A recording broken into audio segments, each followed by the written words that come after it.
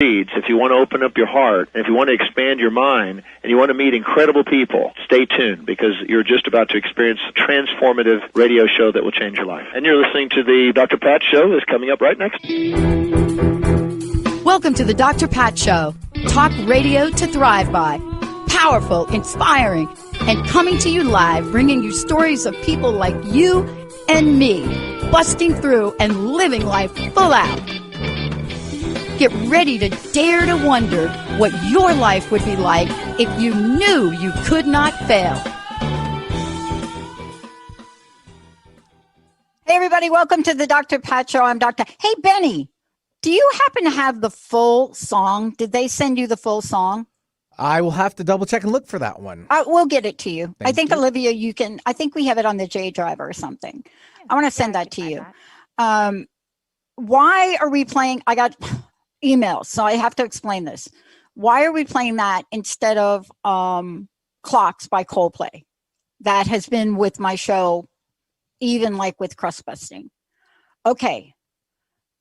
I probably have an email from the fan club of Coldplay giving me permission, if I were to keep the show all positive, to play that song. I got that back in, remember, Penny, when we went back and forth about the licensing like a lot of years ago? Can we play 30 seconds? This was before live streaming. This was before really archiving. And we went back and forth. We were like, oh, what can we play? What can we not play? Well, I reached out to a fan club.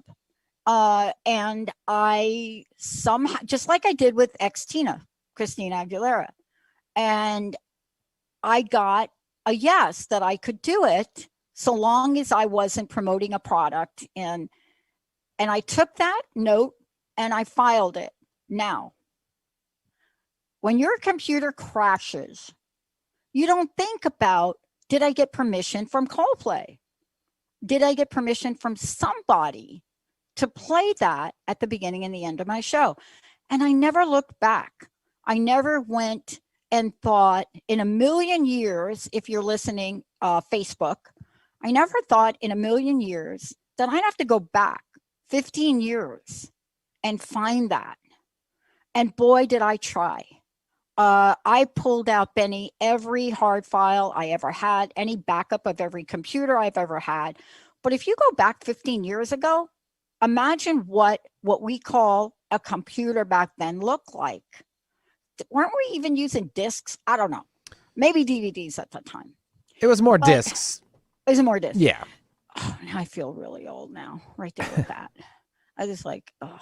You want to go further back and say floppy? Oh my God. Floppy. Floppy was right before that. How do I know floppy? Here's how we go.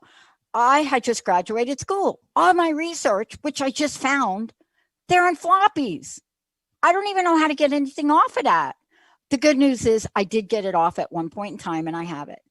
But what I'm trying to talk about is, today's show is going to be talking about astonishing capacities and self-inflicted limitations. And we're still going to talk about that. We're not going to be interviewing the guest that I had scheduled today, Michael Mendizza. We're just going to kind of move on from that. But I still want to talk about this topic, and I still want to talk about the work of Chilton, Pearce. I still want to do it for a lot of reasons. How do I start? Where do I start? I want to start by going back, Benny.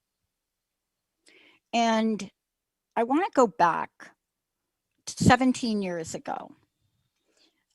17 or 18. It was really 18 for me that something happened in my life path. I have past life regression people that Joanne DiMaggio. I have past life regression people that are like, we got to sit down and look at your past life stuff, right? But how do you have a lifelong dream to go back to school, to get a degree that you really don't know much about, but your association with that degree comes from being 17 years old and working in Bell Labs, genius Bell Labs with brilliant people, and you somehow deliver mail to Arno Penzias, the Big Bang people, to mathematicians, that you couldn't get to their mail box in their room because papers everywhere, papers piled high. And you'd walk in and you'd see one of my buddies I deliver mail to juggling. These are brilliant people.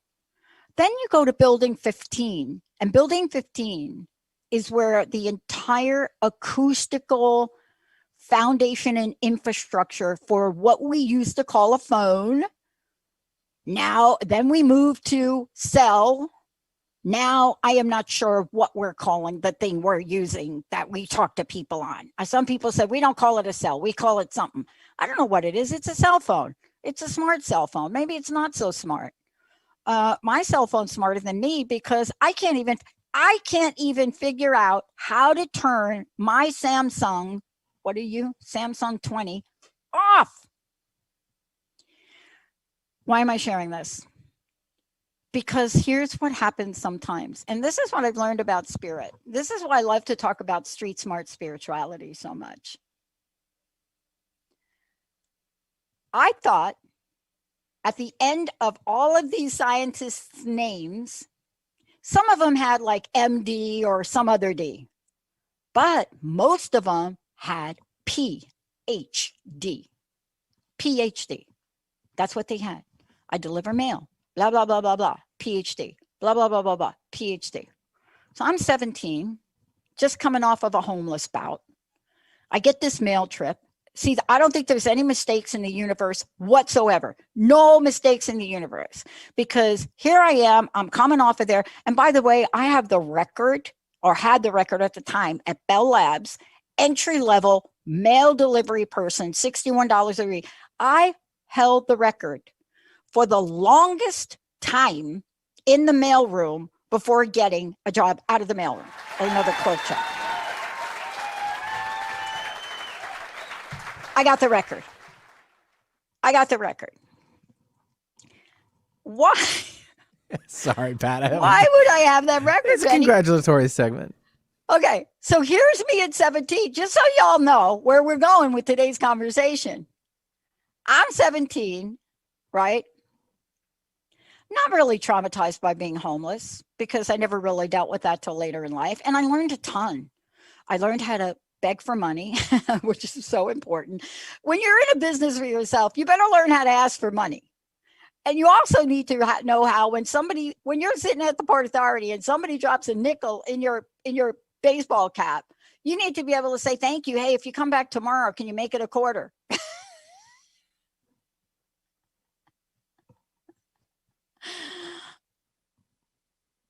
But here I am, by the grace of the universe, God, angels, I somehow found out that I still had a job offering from Bell Labs. I don't know how that happened. I can't remember the details of whether I came back or I don't know.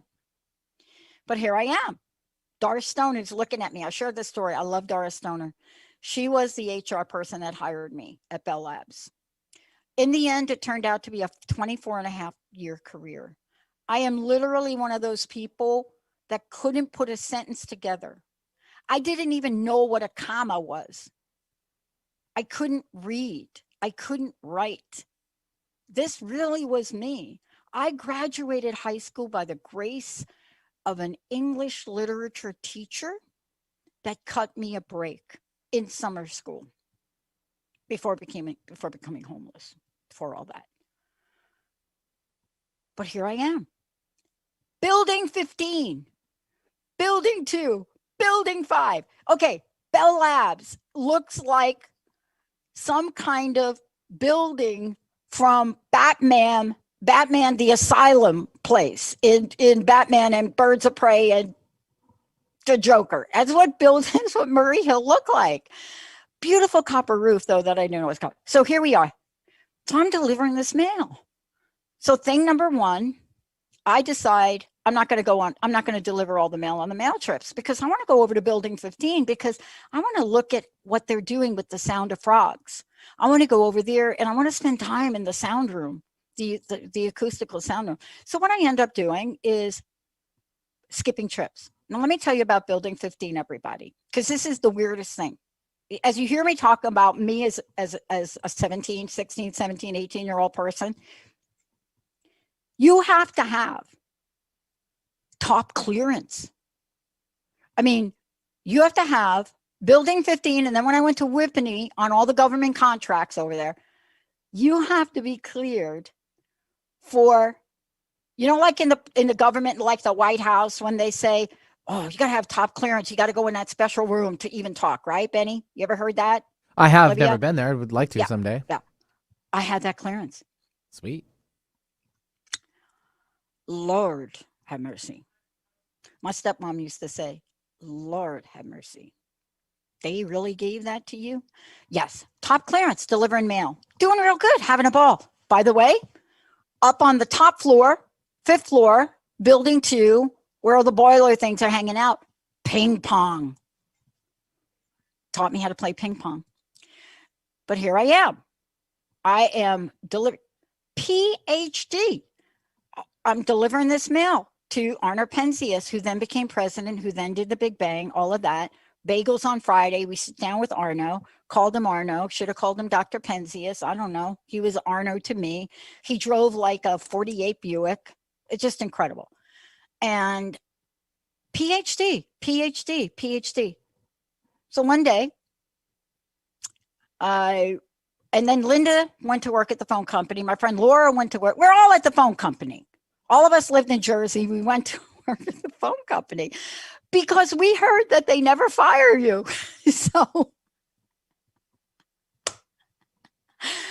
So we're figuring, my gosh, we can just keep partying and work at the Bell Labs. That changed 25 years later, but they didn't fire people. But PhD. So here we are. I get called out on the carpet in the mailroom. I'm 17. This is an entry-level job. Come on. A 5-year-old could do this job, but it's not me. It's not my personality. So why would I get in trouble?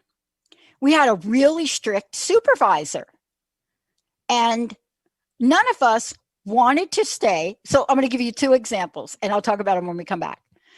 None of us really wanted to stay till 5 o'clock, and you have to stay till 5 o'clock. I mean, that's it. Like a bell goes off back then. 5 o'clock. None of us stayed 5 o'clock.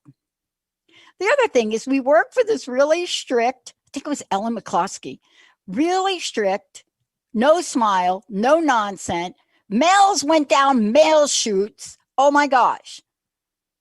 And I happened to be in the mailroom with 3 other people that were almost like me, except I'm the one that got caught. When we come back, what are self-inflicted limitations? Can you see them? Do you want to change them? And what do you get in return?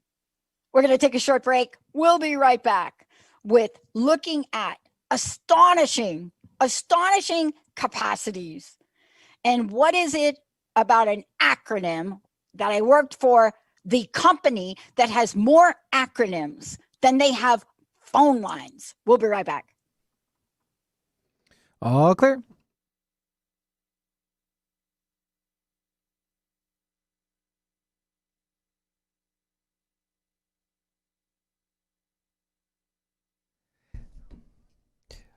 Can I ask for a favor? I need to just hit a name real fast because I mispronounced it this morning. I just need to just say it real fast so I can record it. No, I can take you out. You're just going to hear me say it a couple times. So hang on. John Troms. John Troms. John Troms. Thank you.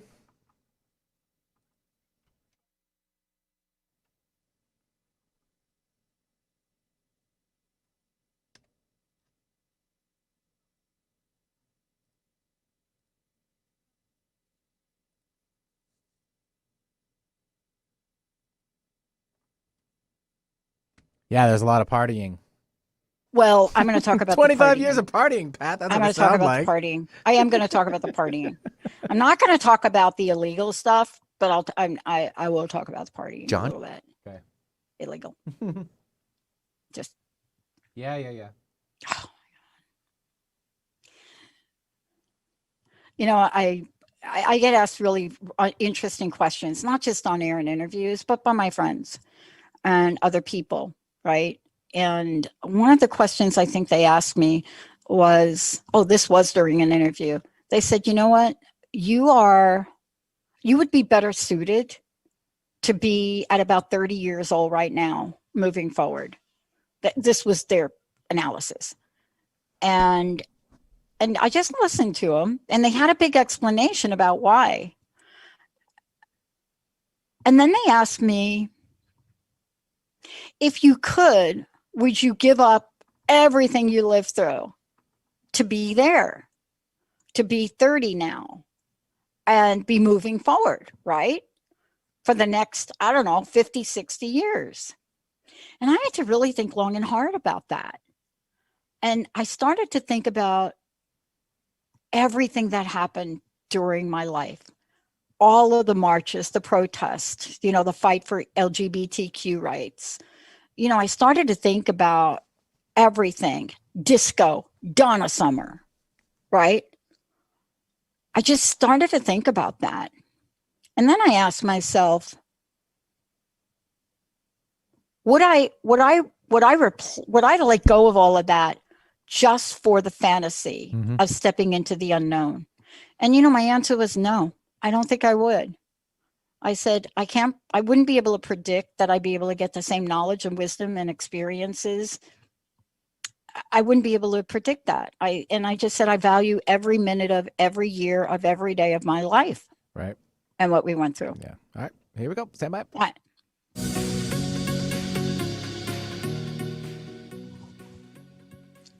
Welcome back, everybody. Welcome back. We're talking about, your astonishing capacities, but also self-inflicted limitations. So I was just sharing back way old school.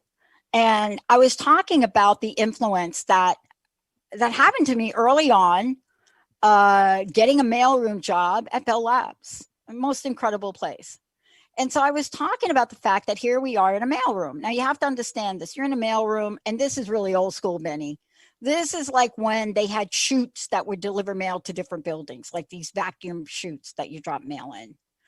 And so there was about 3 or 4 of us where we were kind of cut from the same cloth. And I am really very lucky. I should have been fired then. So what do you do when you're 17 and you have you just don't like being told that you can't leave 2 minutes early? And you couldn't. You at 5 o'clock, that's it. So we do things like set the clock ahead. We'd have to climb up on the wall, these old school, white face clocks with the brown metal rims. Do you remember them, Benny? No, you probably don't. But, like an old school clock. So we'd climb up on the wall and we do that. On another day, we would all kind of jump into our lockers. These are really tall lockers. We'd jump into them and our supervisor would come in, nobody be in the mailroom. This was what it was like to be at that point in time in my life and not really understand that this maybe is a career. I didn't even know what that went. But PhD. So here's what happened to me at a young age. And if you've ever watched the Twilight series, the Twilight series with Bella and, Edward and all of that, there is a thing they call imprint.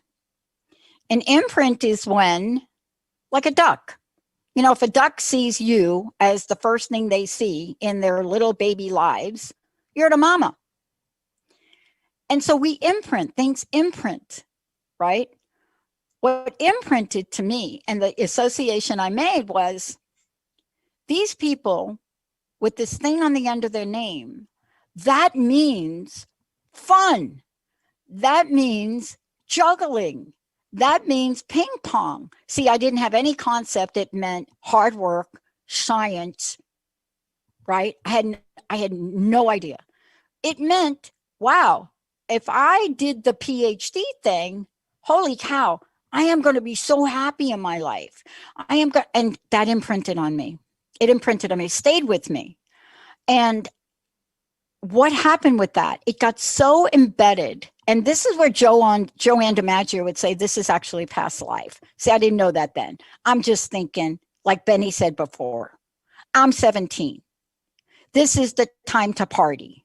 This is like Donna Summer and everybody. This is like, go down to the Village. Yeah. Bob Dylan. Yeah. This is it. You work so you can maybe pay some rent, but then you better have enough to go partying. But I thought PhD, there's something about that. And I remember turning to Linda a number of years later, walking down one of the halls at Murray Hill. And I said, I'm just going to get a PhD one day, right? Because that was my association. If I could get what these people had, I could have what they had. I could have that personality. I could have that joy. There was no limitation to what I saw in these people, their kindness, so that was what I did. And I said that to her, and it never left me. And ultimately, when I did leave the phone company after a downsizing effort that I refused to implement, I went right there. I didn't skip a beat, and I still didn't know what that was. I still didn't know what I was signing up for. It never changed.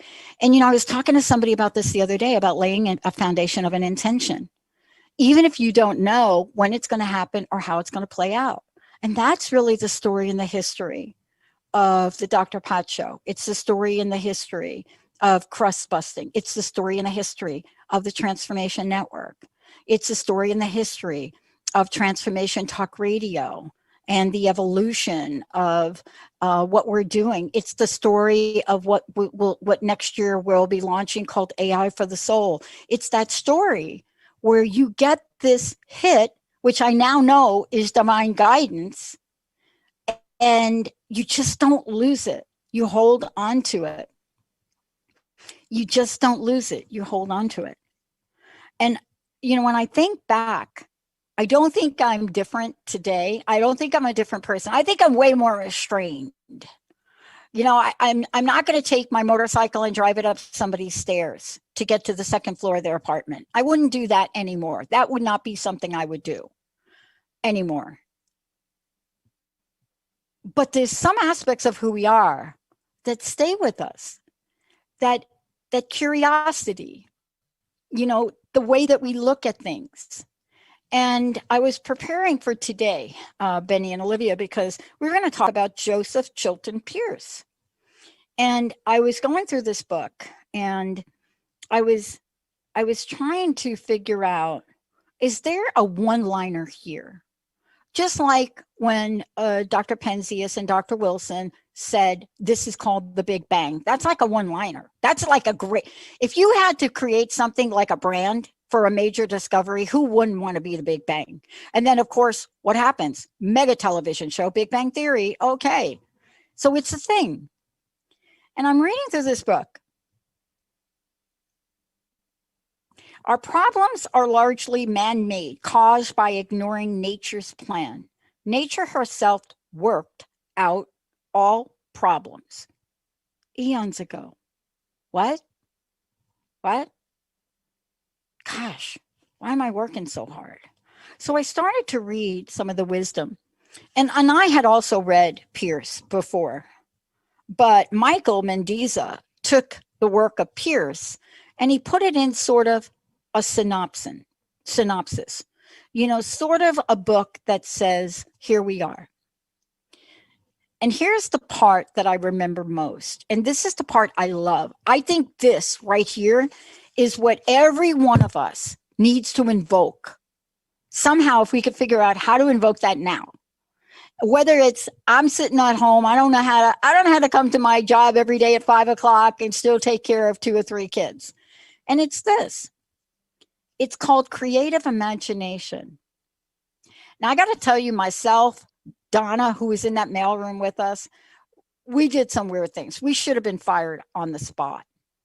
But our hearts were in the right place. We didn't really harm anybody, although I got to say that we don't know who did this. We did get blamed for it. Somebody literally threw a sandwich down the mail chute. What a mess. Oh my God. That was just like, you got to be kidding me. But here we are. Imagination is this: the ability to create images not present to the senses. Is not present to the senses. I caught something this morning. You know, I don't do a lot of television in the morning. If I watch television, it's got to be bizarre. It's got to be like that new hit series Debris or something like that, which is so bizarre that I don't even have to think about it. But I caught something this morning, and it hit me.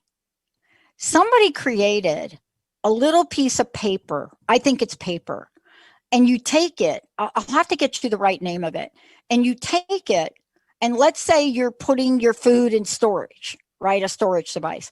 You take this little piece of whatever that is, and you put it in there, and it keeps it fresher. And I don't know why today I would look at something like that, and all of a sudden it would get my attention. It's like this little thing you take, and you put it inside your storage thing to keep whatever you've got in there fresher. How does somebody imagine that? Do we use our imagination somehow subconsciously to come up to the point where what we really want to do is solve a problem?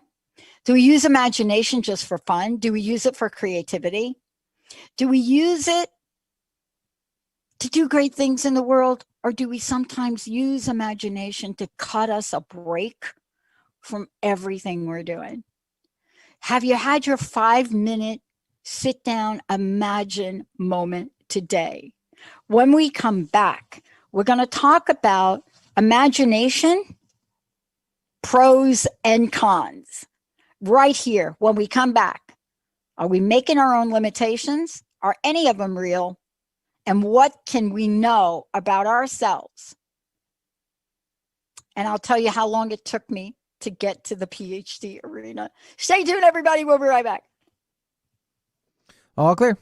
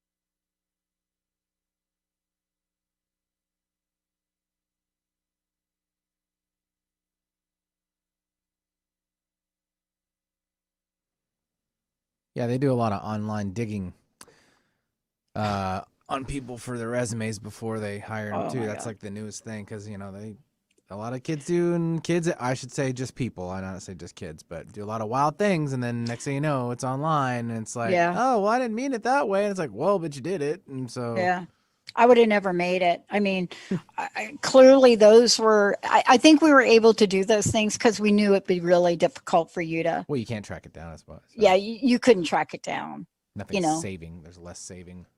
Yeah. And I think back then people didn't really care.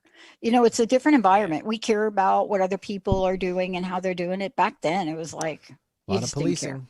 You're like, I don't care what you did last weekend, Dolly. I don't care. Well, right, because it's not documented on the internet for anyone to find. And it's like you're representing whoever you're working for by whatever you put online, right? That's it. Ready to come back? Ready. It's stepping down your soapbox is way too high, overgrown. You can barely see the ground. Hey everybody, welcome back. And again, I can't thank Nick Johnson and his group at the time that created that song and gave us permission to use it. Thank you so very much. Today we're talking about indirectly the work of Joseph Chilton Pearce, but we're talking about self-inflicting limitations. And when I was talking about sort of these early years of my life, and we were just kind of chatting during the break, I was talking to Benny and Olivia, and I thought about this, but not quite in the context that Benny and Olivia just talked about it, is that I'm thinking about times in my life where I would show up on a Saturday for overtime, and my boss would show up to open up the doors to the office, and I would be sound asleep, leaning up against the water fountain with a beer in my hand. And it's like, okay, yeah. In today's world, that would not fly. That would probably be like, what do they say? You take a picture of that and it goes viral, right? So that was then, and this is now. And yet, there are some things that imprint with us. That PhD thing stayed with me really long. And I will say that as I went through that journey, and I worked my way up in the phone company till I was an executive in HR. And by that point in time, it wasn't the telephone company anymore. It had been divested. And we were part of one of the new structures. And one of the things that I learned was I was never really going to go get that PhD because I couldn't figure out how to do it. But I pretty much was threatened into going back to school at night. I had to get an undergraduate degree or I was never going to move forward. It just wasn't going to happen. And I remember my AVP saying, you're going to do this graphics job. You got to do a frontline job, but you're never going to get to director until you get an undergraduate degree. My undergraduate degree took 13 years. I am so grateful for the phone company to pay for that. 13 years. But when I was presented with, you're never going to get ... until you do ... I did 2 years in 2 years. I changed schools. I went to the College of St. Elizabeth's. And I just put my nose down and I finished that in record time. What is it that motivates you? Is it something like that? Are you self-motivated? Are there things that you want, but you may get in your own way? And as I think about this story, as I carry it forward, even with that, I stopped because my career at that point became important. And here I was. And so what does the universe do? It doesn't forget the intention I set back over here when I was 23. It never forgot that intention. It didn't ever forget it. So what I realize today when I look at intention and I look at self-inflicting limitations, I was the self-inflicting limitation. There was really nothing to stop me except the fact that I like to have fun. I really didn't want to go to school at night, except when it was put in front. So here I go. So I'm at this point now. Now I've got the undergraduate degree. I didn't even put it together. I didn't even know the order that you had to go through to even go through that education process. I don't come from that family. I'm the only one in my family to graduate high school. You know, my brothers, my sisters, my stepmom, they all got GEDs. But this was like a new thing. So I don't come from a family where somebody say, go to school and then you've got to study for this, then you got to take this test, then you got to, no. So the universe then decides, boy, that PhD, I wonder if she's still going to do that. So how do you get from being executive to then doing that? Here's the short answer. I had an intervention from the universe that enabled me to look in the mirror at myself as a corporate executive with all the baubles, everything that you get from that, the big house, all of that stuff. And I looked in the mirror and I was unrecognizable. And I realized at that point in time, I could not do what this company wanted me to do. I could not implement a downsizing program that was going to take away a person's pension, 1 month away from a pension. I could not do it. But I didn't know what I was going to do. I just wasn't that person. In a day, in a moment, in a nanosecond, I wasn't going to be that person anymore. And within months, I had created a perception of who I was, rebellious, problematic, and I fell from grace off the corporate list. And that was the universe for me at that point in time in my life saying, we didn't forget what you said over here about this. Even though you went in here and you put all these self-inflicted limitations to even make that happen, Pat, we didn't forget that. And so as my boss is firing me, Roz Doctor, firing me, ripping a badge off my neck because I refused to fire a woman with 29 years, 11 months of service.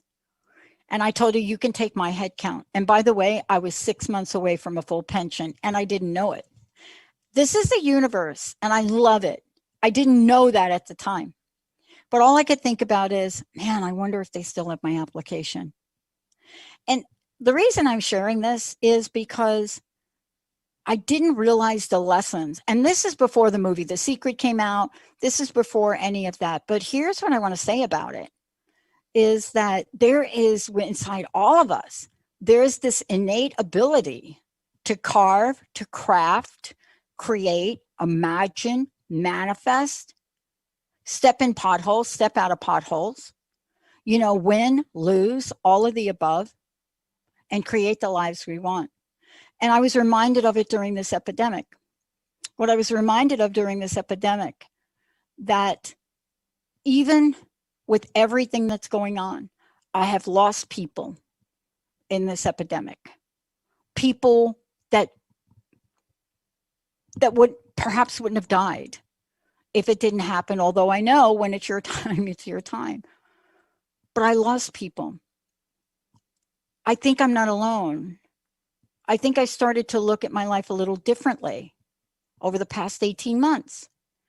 And I was also reminded that regardless of what's going on the outside, you can still imagine, create, implement, intend, act, allow. You can still do it. You can either take the laws of probability, which will say you are the least likely person to ever get into any graduate school. And by the way, just so you know, I was rejected by 35 schools, except for one. It happened to be my first choice. And that one school put me on a wait list. And I was already in Seattle. I didn't think I'd ever get into the school. I didn't know what a wait list was. But here's what I know.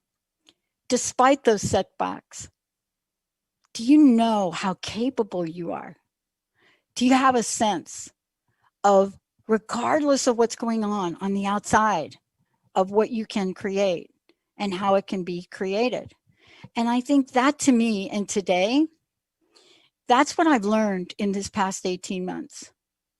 I've learned that despite what a situation looks like, it cannot take away what's on the inside of us. It can't take away our imagination. It can't take away our creativity. It can't take away our mindfulness or lack thereof. It can't take away our love for each other. It cannot take away those things that are important to us on the inside. It just cannot take that away. And this, to me, is foundational for what we're building moving forward. I'm so reminded of it by all the people I get to work with every day. But in this book, this astonishing capabilities, self-inflicted limitations, the life and insights of Joseph Chilton Pearce. It's really kind of interesting. And when I think about this, and I think about what kind of thought process and mind did he have? I mean, what was it that tapped him on the shoulder? What was his PhD at the end of somebody's name? You know, what was it that got him to the place to talk about bonding, connecting? You know, what talked about things that he called radical discontinuity. But in the end, what's the message? What's the message in the end? And here's what it is. You can read through 200 pages of the book and get a very deep understanding. You could read it, you can hang on every word, you can go through enormous lengths to try to understand it. And in the end, he talks about the rebirth of spirit and the heart-mind matrix.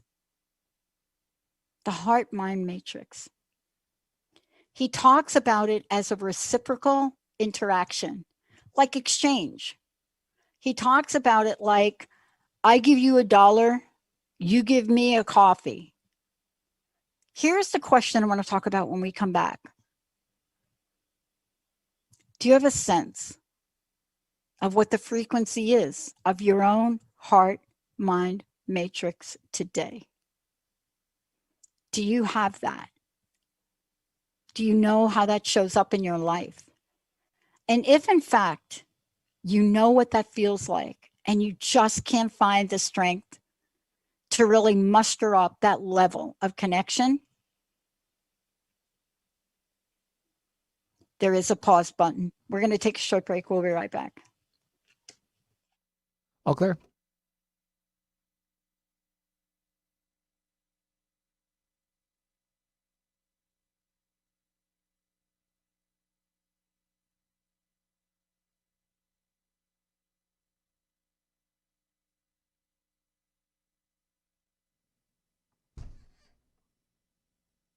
Yes, 4 days a week, 2 hours a day, and then remotely on Fridays. Yep. Fine. Nothing's really changed. No, nothing's really changed. I mean, I have mixed opinions, and so, but I'm working it out with their mom, so we'll go with that. Mm-hmm.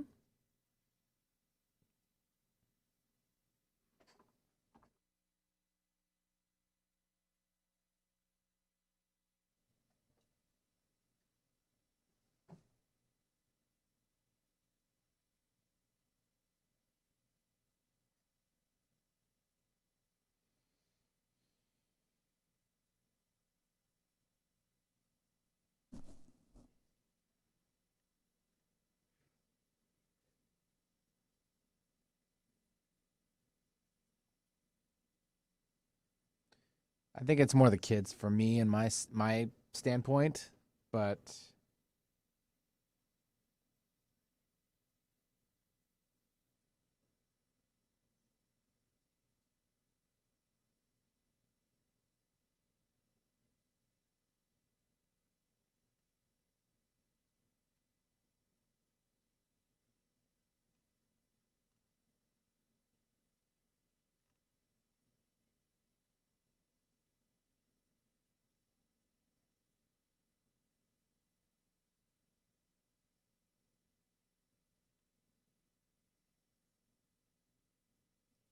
right. Mm-hmm.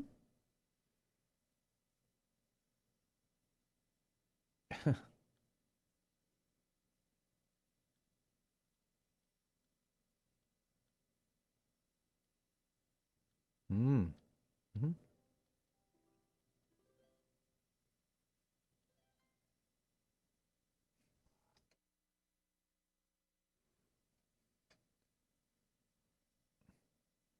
Wait.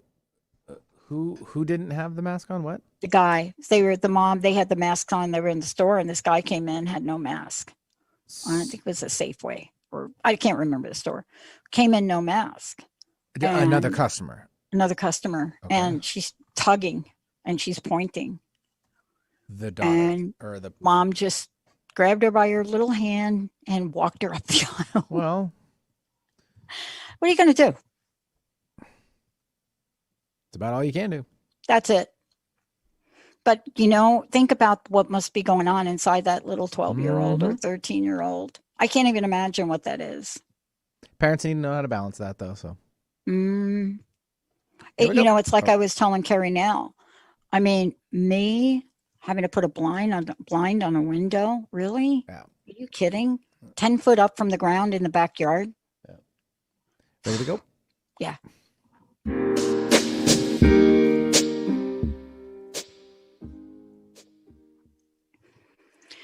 I thank you. Hey, everybody, welcome back. You're listening to Dr. Pat Show. We kind of changed it up today, sharing a whole bunch of stories, kind of reflecting, but also reflecting on times. And, the thing that I reflect on now most to all of you is that it's taken me a whole lot of years to really realize a few things. And I've mentioned this before. One of my greatest mentors and teachers has been Viktor Frankl. And I looked at him, and I'm going to actually, if I was prepared today, if I knew what was going to happen today, I would have literally gone through, the teachings of Viktor Frankl, because this is a man in one of the most horrific scenarios that I can even imagine. And that is the concentration camps of World War II. And when you realize that how people were rounded up, even family members of mine rounded up and put in horrific situations, separated from their families, the insights that this amazing psychiatrist had was a carry forward from work he had previously done with students. And, what he talked about and taught us about is what he did, not to survive physically, but to survive emotionally and mentally. What he would think about every day and how he would think about it. Man's Search for Meaning it's one of his books. But I was struck by that about 8 months ago. And I think, Benny, I've mentioned Frankl a bunch of times. And that's because I am reuniting with his teachings. And here's what I love. In this idea of the heart-mind matrix, this, to me, was the pivotal moment in Frankl's work. The heart-mind matrix. In the work of Pearce and, the interview we were doing today, it was a little bit different. There are more concepts, And so when we think about the heart-mind matrix and perception and what we see and what we don't see, the idea of nurturing comes up. And this is what I loved about Frankl. In his own way, he knew that there had to be a nurturing aspect to him in a concentration camp, people around him being burned to death. He knew that. And when I think about this in the world we live in today, and I think about what we are capable of and what's available to us, here's what I come to. And boy, I'll tell you, some of us are slower learners than others. No one can take away our power of thought unless they do something physical to us. They can't take away our power to choose. It doesn't matter. Even if you're locked up, just like Frankl was, he had decisions to make every day in what he did and how he did it. Every one of us do. Can't take it away. Even if somebody imposes a law that says you must get license plates on your car, you can choose not to get your license plates. That's it. You can do that. Or yeah, if you buy a half gallon of milk, you have to pay for it. You could choose not to pay for it. Literally, you could take that quart of milk and you could walk out that store. You can choose to help somebody that can't carry a couple of bags into a building, or hold a door, or hand somebody a tissue that may not have. You can choose. We can choose that. See, nobody can take that away from us, not a single person. That is my realization in 2021. That's it. And it sounds like seriously bad out of everything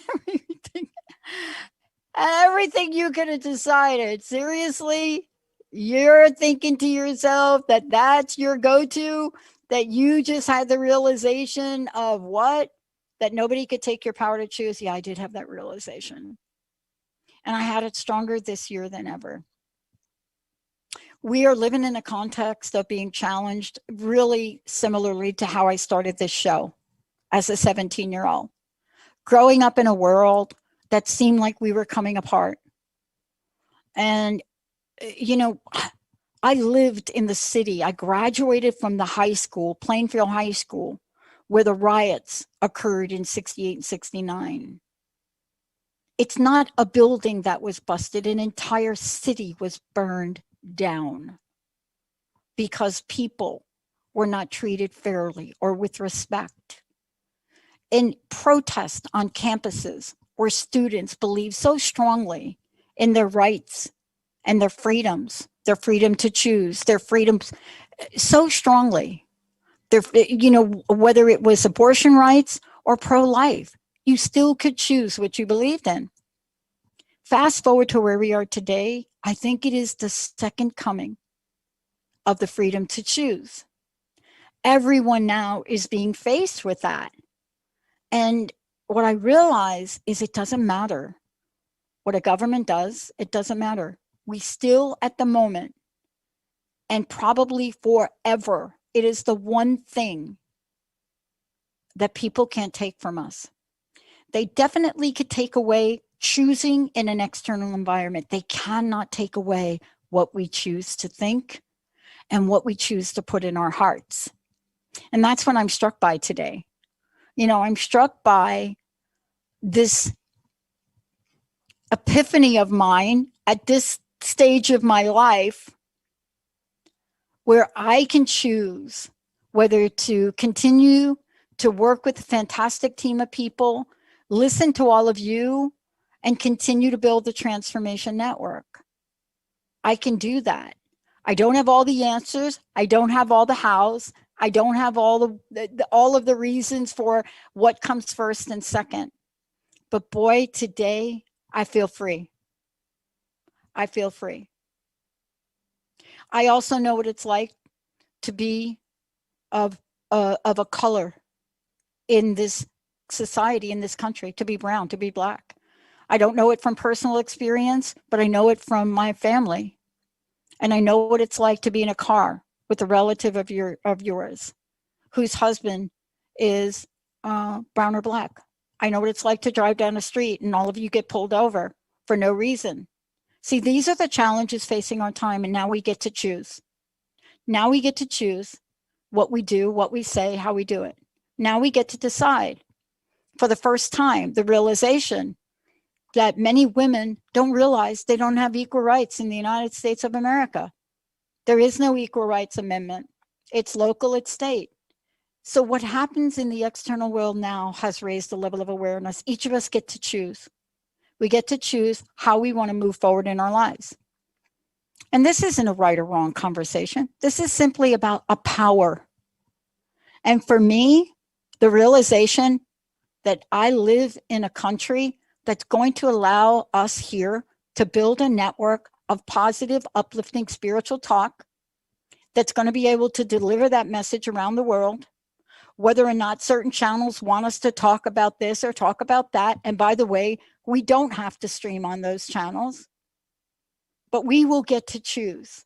And you all are integral in helping us choose the decisions that will support you most. So when I think about the subtitle of this book, and I think about self-inflicted limitations, I'm going to choose Astonishing Capacities. And I know you all do. Benny, thank you for today. Olivia, thank you for today. And I want to thank all of you, because this journey here, this 17-year journey, man, it's really shallow without all of you. You are the best. Thank you for tuning in to the Dr. Pat Show. We'll see you